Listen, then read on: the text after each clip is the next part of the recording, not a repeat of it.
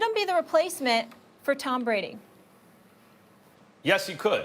I mean, just as Tom Brady once upon a time was not a heralded quarterback who came in as a low draft pick.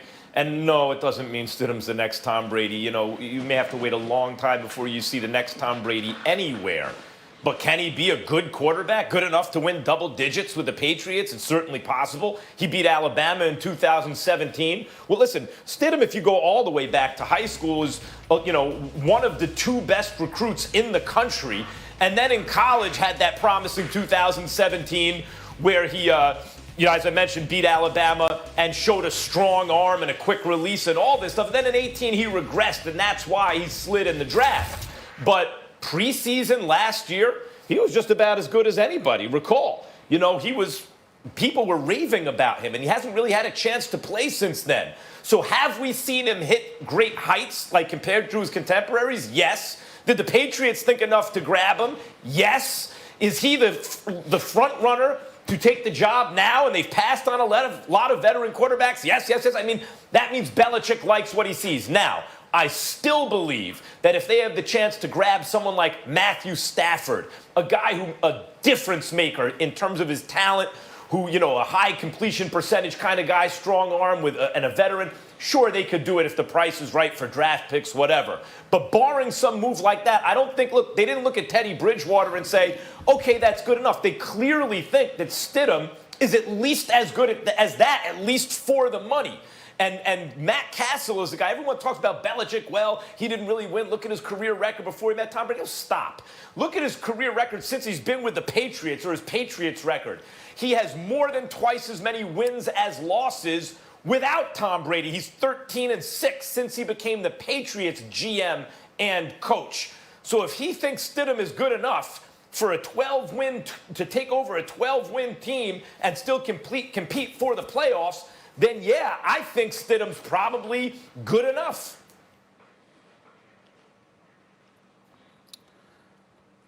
To be quite honest with you, this is one of those situations where I have to completely defer to Marcus Spears, my man Swagoo, because obviously doing an exceptional job with the SEC Network with Paul Feinbaum, Tim Tebow, and the crew. Y'all saw this guy, Jarrett Stidham. I did it. I mean, the 2 years at Auburn, what was he, 10-4 and like 8-5? I know that in 2017, he completed 66% of his passes. Only threw 18 touchdowns each season, but he completed 66% of his passes. And then there's a 6% drop-off the next year at 60%. And obviously, Auburn didn't have the same record.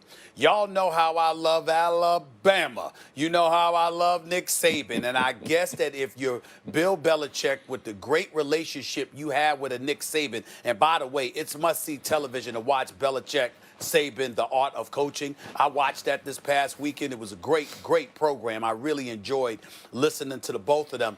I suppose that if you're Bill Belichick, I can't imagine you just looked at Stidham yourself without talking to a guy like Saban who coached against him and didn't feel confident. So I guess your argument would suffice, Max. My thing is this. When you regress on the collegiate level, why the hell should I believe in you on a pro level? That's my deal. It wasn't like he had a new coaching staff because somebody was on, it was still there and what have you. I'm not sold on it, so I get it. He's no scrub. I'm not trying to disrespect him in any way, but am I sold that Stidham is, I don't even know if I'm pronouncing his name right, by the way. I don't even know, but I'll go with it. All Stidham. I'm saying is, am I sold on this brother being the quarterback for the New England Patriots in the future for years to come? No, I'm not moved. Yeah. Well, we have two things working in this conversation. First of all, back in 2000, when Tom Brady was drafted by New England, we didn't expect quarterbacks to play right away. That was the number one thing, especially when you get drafted in the 6th round. Being thrust into this position that New England has been, which I agree to Max's point, like it looks late in the succession plan to replace a guy for 20 years. It's not like you was going to bring anyone in there to say, hey, we just going to pick this thing up and keep rolling because of what Tom Brady has done for the last 20 years. But with that being said, Jarrett Stidham, a little history on Jarrett Stidham, Stephen A., and I appreciate you deferring different to me. At Auburn, it was not the best system for him. Gus Malzahn was more of an RPO, more of an athletic quarterback. His system works better in that regard. Jarrett Stidham came in from a high-powered Big 12 team, Baylor, passing the ball, throwing it all over the yard, so he can push the ball downfield. He can throw the football in an elite manner. He did some athletic stuff against Alabama to win the game. The second part to this is, to Max's point, we don't know.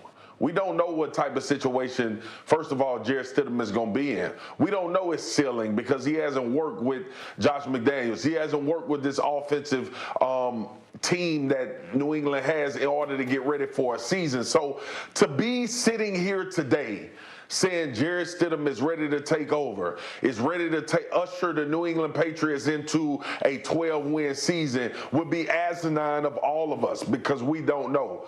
But with that being said, a 6th-round draft pick did become, excuse me, the greatest quarterback of all time while playing with the New England Patriots. So just wait and see.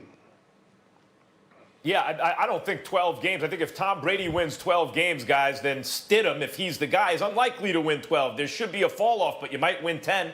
We saw Mike Tomlin just go 8-8 with a lot less, and as great as Tomlin is, I consider Belichick even better than Tomlin, as everyone does. And so if Tomlin can do it, I'd expect Belichick to maybe challenge for double-digit wins and a playoff berth, even if it is Stidham. But Stephen A., the tip-off to me is Belichick didn't pull the trigger. And I know there's cap issues. You can figure out what to do there. He didn't pull the trigger on any of those mid-tier quarterbacks. You know, Bridgewater is the example for me. I thought they'd be interested in Bridgewater. He reminds me of Garoppolo or Brady in a way.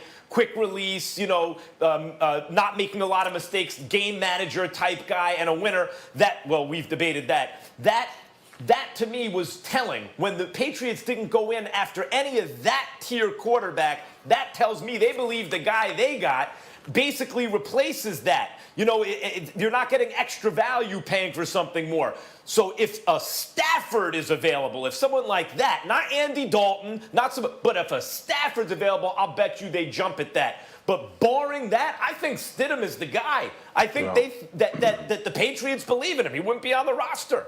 And they brought in a backup already. And Max, to your point, Well, go ahead, Marcus. Go ahead, Stephen A. Oh, why wouldn't you even take a flyer on Jameis Winston? No. Like, if you are not 100% sold, why wouldn't you? Like, Belichick bringing him into the Patriot way, to that, Max, what you just said to me is paramount. Because there is a quarterback, although he turned the ball over, and I know that's against everything that Bill Belichick wants to do, it's still Jameis Winston threw for 5,000 yards and 30 touchdowns. Still, he did that. Still, if Jarrett Stidham if this offensive staff can get Jarrett Stidham to playing well, why can't they get Jameis to playing well? So that point you just made is poignant with Jameis Winston sitting out there with no team and no job. Well, first of all, I don't think it's that damn poignant. That's number one. Number two, and more importantly, what are y'all saying to me? What y'all saying is that there's a bunch of people out there he ain't sold on. That's why Stidham is there. That's entirely different than believing in Stidham. That's the difference. If I got a whole bunch of options and none of those options tickle my fancy per se, it doesn't move me, then how hard is it for me to stick with a dude that I drafted that spent the year under Tom Brady, that's in my system, familiar with it, was practicing with us all year last year? If I'm not sold on anybody on the outside, why the hell wouldn't I go with somebody on the inside? But that doesn't mean I'm sold on him. It means that there's nobody else out there that moves me. Yeah. There's a difference. He did beat your favorite team, Stephen A., Alabama, the year they won the national championship. And let's not forget, there is this thing called the draft, and that takes place April 23rd. The Patriots could also pull the trigger then. Marcus Spears, thank you so much for being with us. We'll talk to you tomorrow. When we come back here on First Take, College Game Day's Reese Davis will join us on the possibility of no college football this fall. Plus, LeBron, AD, Kawhi, PG-13. You won't believe which duo was named the best in the NBA. Buckle up for that debate. It's First Take.